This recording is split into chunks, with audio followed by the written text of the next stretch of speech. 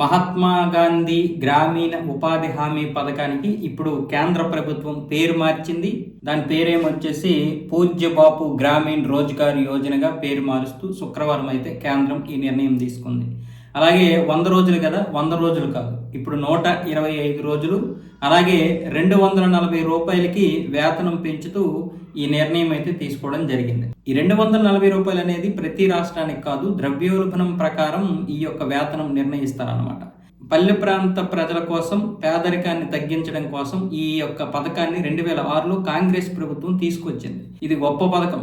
అప్పట్లో కొంచెం అవినీతి జరిగేది, ఎందుకంటే అప్పట్లో అంతా కూడా క్యాష్, ఇలాంటి అకౌంట్స్ లేవు. ఇప్పుడు అన్ని అకౌంట్ల రూపంలో ఉండడం వల్ల ఎవరికి అకౌంట్లో వారి డబ్బులు పడుతున్నాయి. కాకపోతే ఇక్కడ కూడా చాలామంది ఫీల్డ్ అసిస్టెంట్లు, తర్వాత వాళ్ళ మీద ఉన్నటువంటి అధికారులు దీనికి ఇంత డబ్బు అని నిర్ణయిస్తూ వారానికి ఈ పని చేసినటువంటి వారి మీద ఒక్కొక్కరికి 50 రూపాయలు 100 రూపాయలు వసూలు చేస్తున్నారు. ఇది ప్రతి గ్రామంలో జరుగుతున్నటువంటిది.